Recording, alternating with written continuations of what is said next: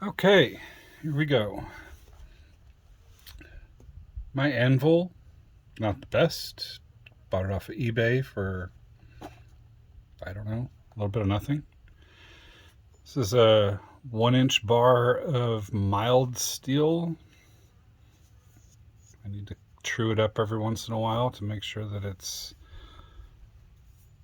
good. This is a drive shaft coupler. It's also a 1-inch inside diameter. And here are a bunch of overlap rings that are wrapped around a 10mm rod. So what we're going to do now is we're going to flatten them out. Let's see how long it takes and how many we have. They're still warm from being annealed. Much easier to work with once they're in the annealed condition.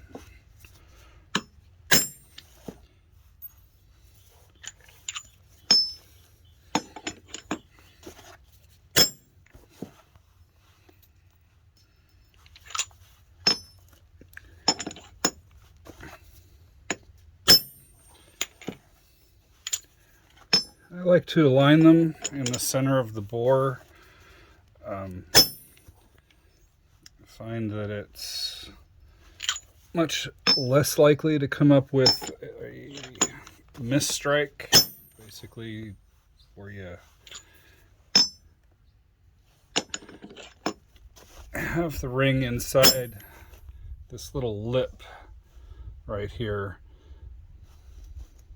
Let me try to explain. So if the ring ends up here instead of centered, you only flatten a portion of the ring, and that's not what you're looking for. So we'll keep going here.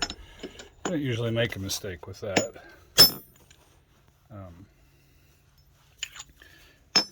Not paying particular attention to the thickness of each ring here.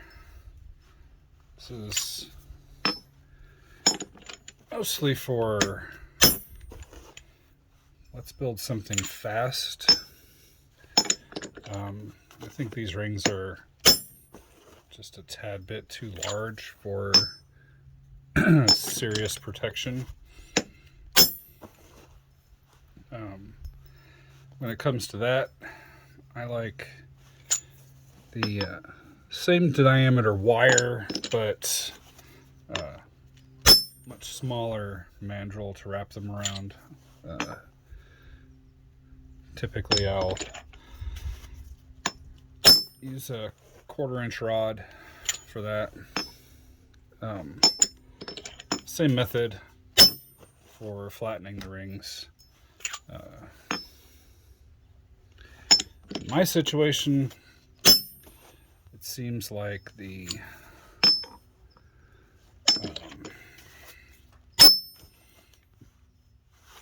smaller rings need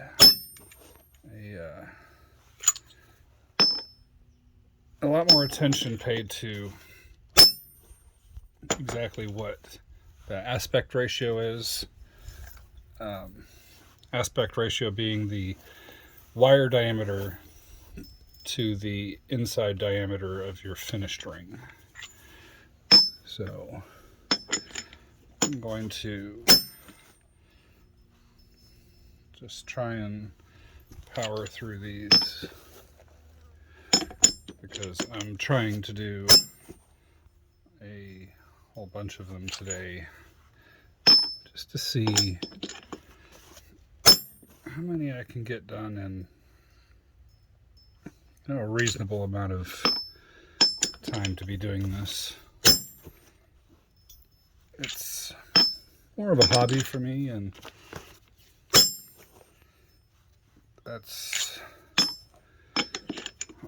there's a difference between that and waking up at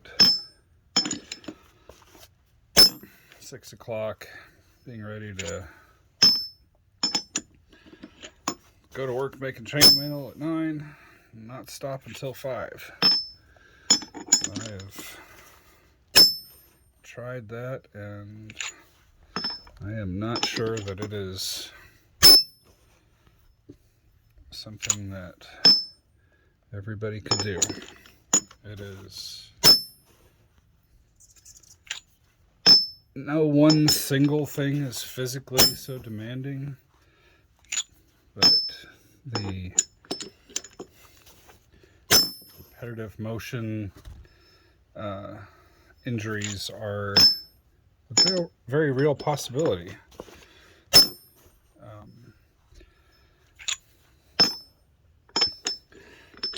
Like, I have a decent sized hammer here and could accomplish the same exact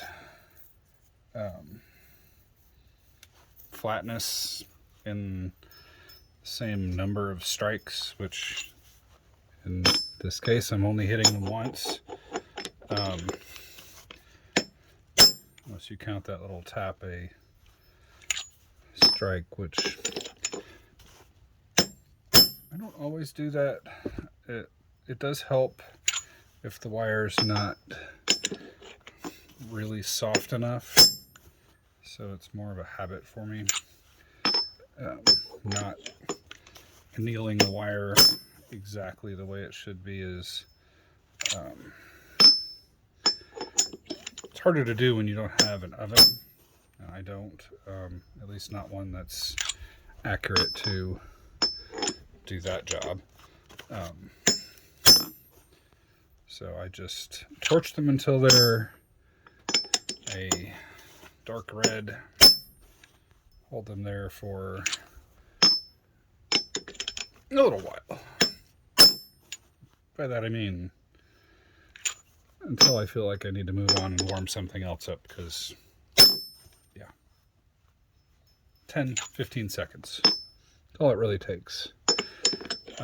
It may not be getting the wire to the softest condition that it can possibly get, but for the purposes of doing what we're doing here, which is flattening the ring slightly and completely flattening the overlap to where it's the same thickness as the ring is, they are soft enough. If they aren't softened, what will happen is the overlap area, one side will invariably win out on the fight of who has to stretch in order to make the to become flat enough to fit in the space that the anvil and my little contraption piston here is making. We end up with a shape like this with an annealed ring. Put that one there. This ring has not been annealed, at least not by me, and we'll see how it works. I'm not doing anything special here, just what I would normally do. And there you can see the wonderful results of the same overlap, just annealed on one side, not on the other. So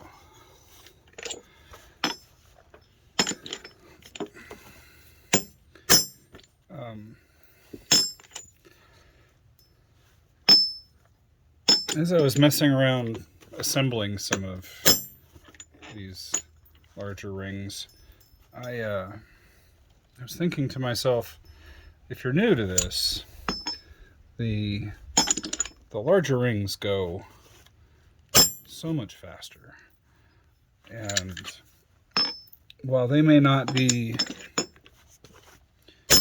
either historically accurate or provide absolute protection against bodkin-tipped arrows, for example,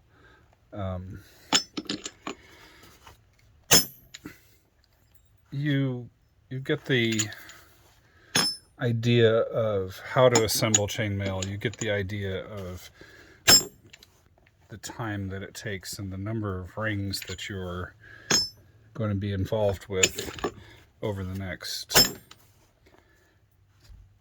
days, months, year.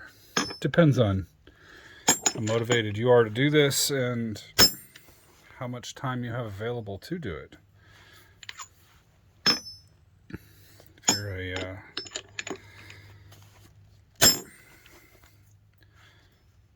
administrative official at some sort of company that you're bringing work home every evening and worried about that midlife crisis because stress is so high, it's probably going to take you a lot longer to do this. Start with the big rings. That way you have a sense of accomplishment relatively soon.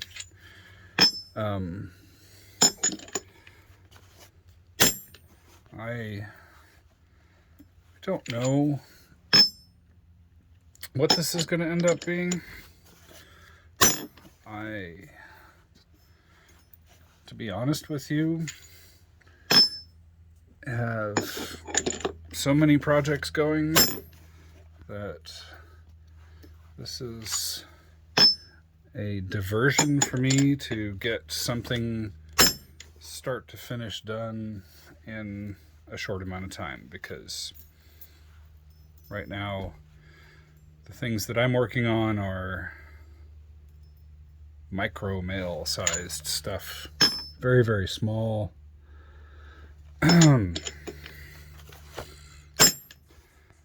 4 and 5 millimeter inside diameter rings they're tedious. And you have to have a lot of dedication to be able to run through hundreds of thousands of rings to make a significant sized piece of armor or clothing or tapestry or what have you. This craft is utilized by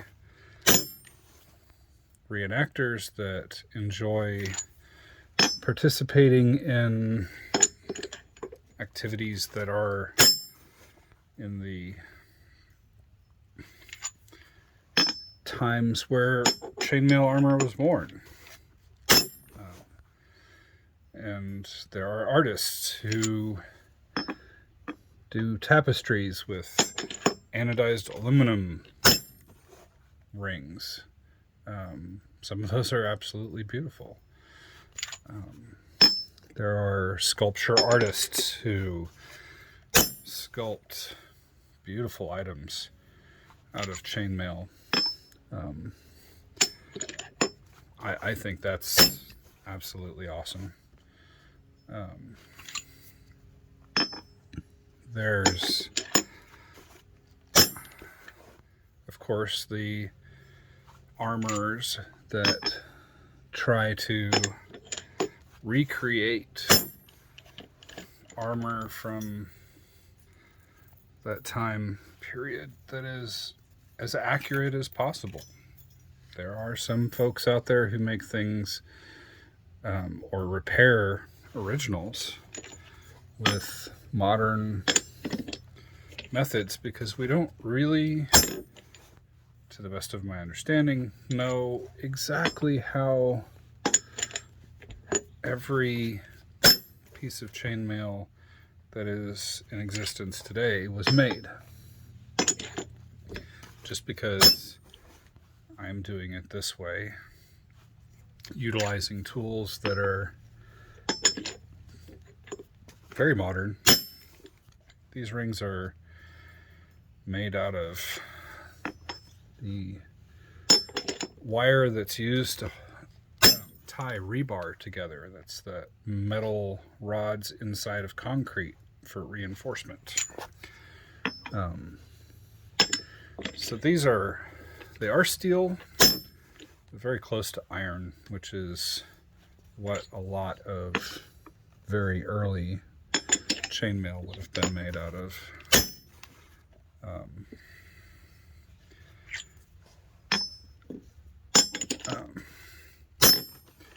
Steel chainmail would have been something that's, from my understanding, later on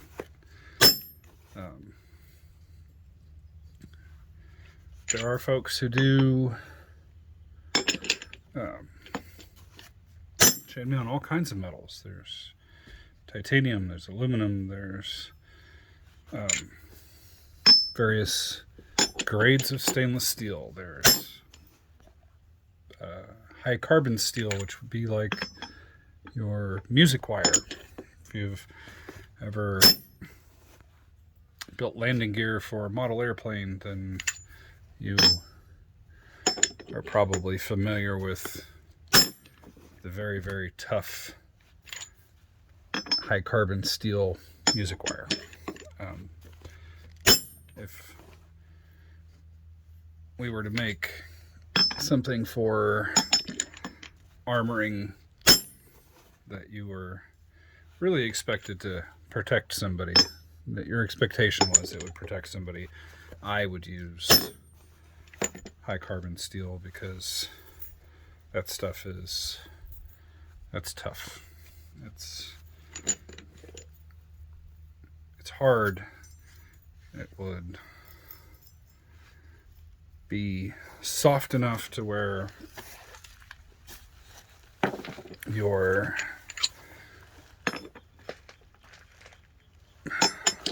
blows wouldn't shatter the links. That's not good. You don't want that. Yet strong enough to resist being cut by a heavy blow from an axe, for example. That is a weapon that,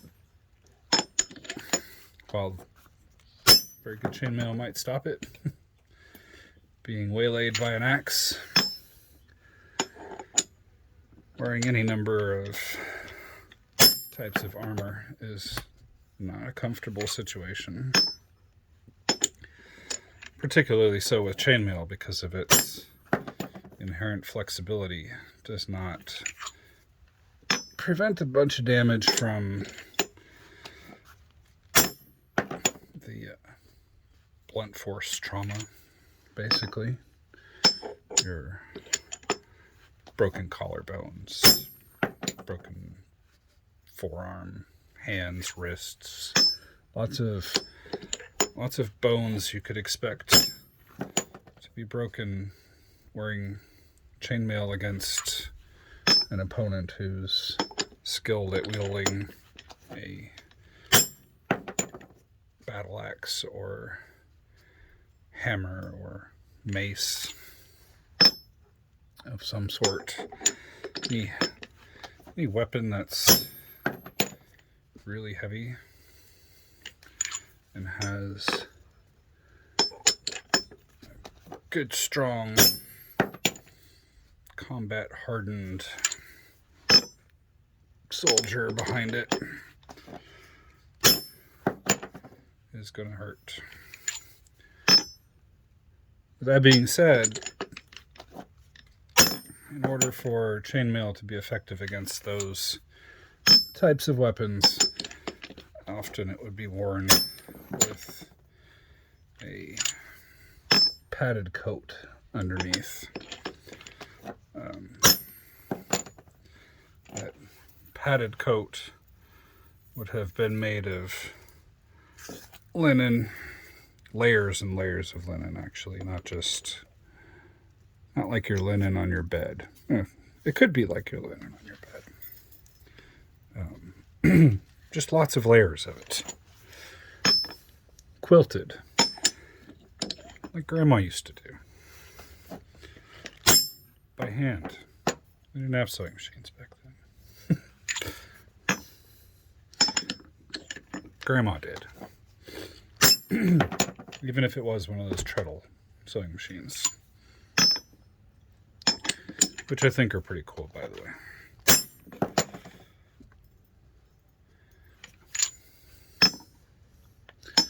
So we're coming to the end of this bunch of rings. The next operation that I'm going to go through will be to drill the holes for rivets. I am doing that for a number of reasons. It is not a historical method as far as I'm concerned. I could be wrong on that, but I am unaware of evidence that states that drills were used as opposed to what is more commonly thought of as a drift or a punch, where the metal is softened by heat and then a hardened pointed object is driven through the overlap enough to where a rivet is able to be set. That doesn't necessarily mean that it's a through and through hole, because rivet shapes have differentiated over the centuries, and depending upon where chainmail was made. So I think that for me, drilling is the easier option. I am not that consistent with a hammer and punch that I feel like I can accomplish much other than damaging everything if I try to do it with a punch. So drill it is for me, at least at this point. Perhaps one day I will have tools that help me be accurate enough to utilize a punch, but I haven't made those.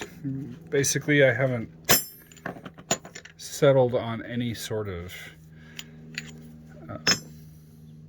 particular tool design, which I think is important too. I think it's important to have a tool design that you're wanting to work with. All right, so that's all of them. We're going to see how many we have now. A bunch. 2, 3, 4, 5, 6, 9, 10. Okay, so this is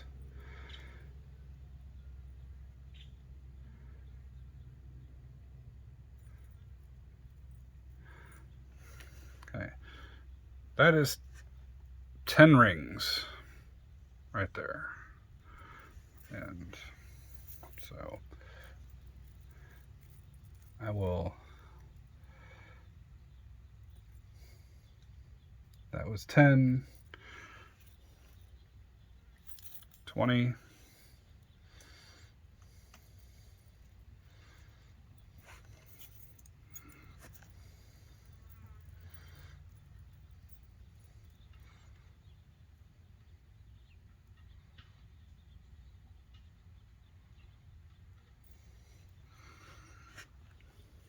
30.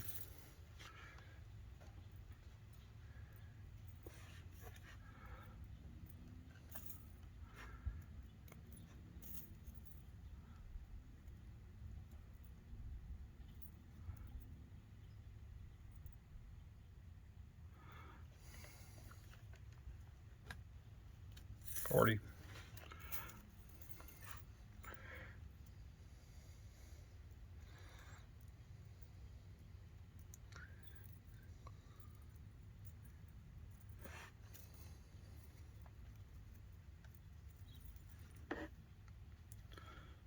50.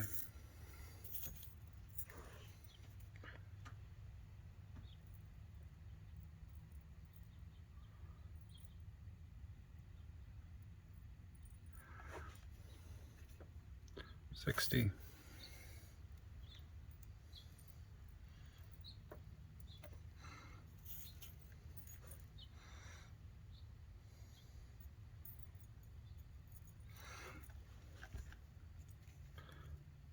70.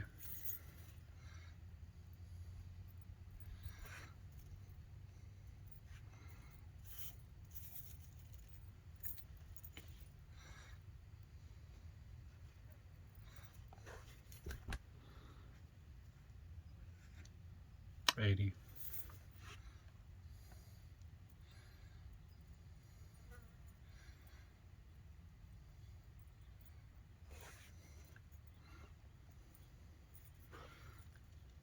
90.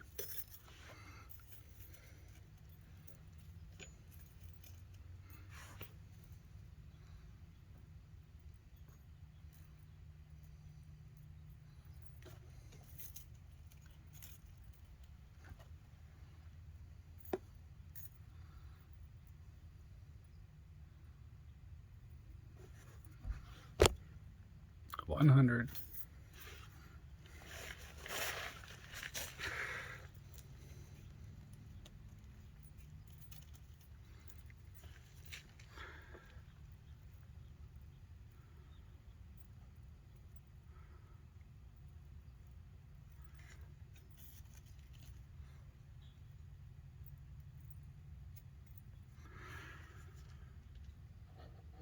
110.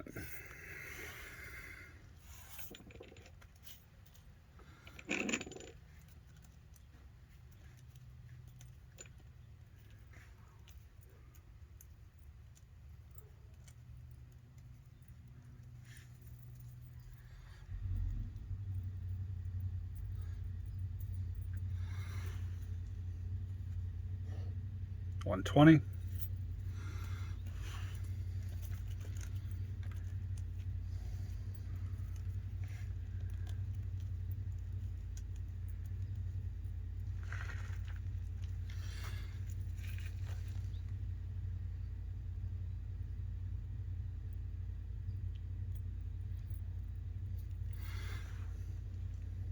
130.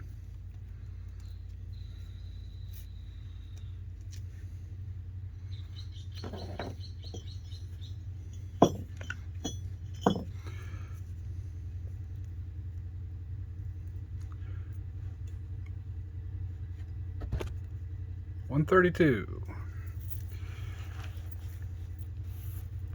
132 rings in just under 30 minutes, and a lot of that is